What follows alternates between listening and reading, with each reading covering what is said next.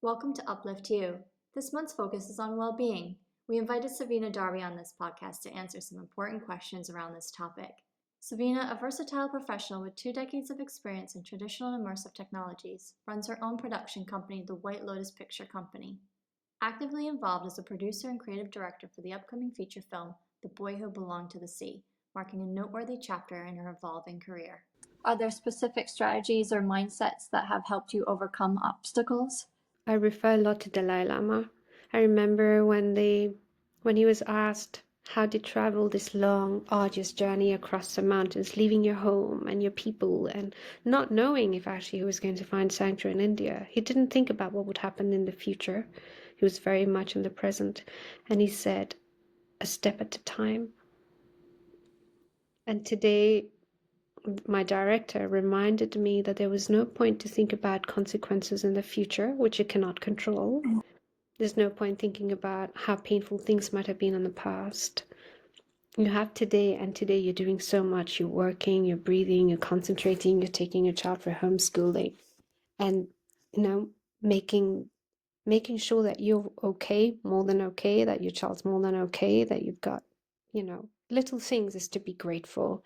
To be grateful that we've had the same place to live for a while, because it wasn't always the case.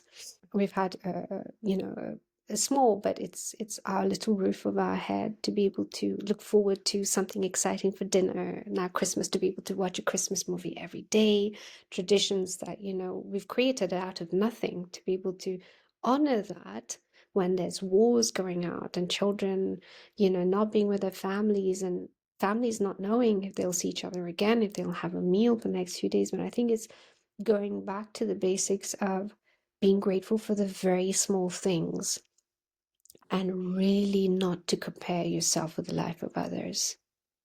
Because we live in the times where there's so much fakery out there. If you keep looking at how everybody else is celebrating Christmas, what they're wearing, what kind of trees they have, what kind of events they have, who they invited to their parties, that will be a super source of misery. Just look at your own, like I do. I look at mine, I don't compare. And it's something I've never, at least not consciously, been aware of, is I'm never jealous about this. I never look at their life and go, "Well, I wish I had a husband like that." Or, "I wish I had this." I wish I was happier, but I know that's down to me to work to that. And I'm working every day to change certain things that I think will bring me happiness. And my happiness is not like in an existential form, but maybe a bit more stability in some ways, maybe more success in others, things in your life where there are gaps.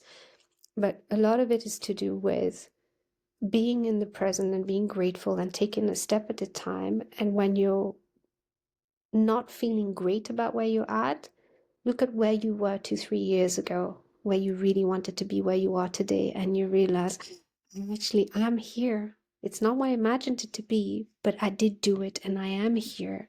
And I did it on my own, and I did it clean, and I retained my dignity. And I think that's the most important thing, at least to me. If I can do something and retain my dignity in the process, I've won everything and I'm on top of the world.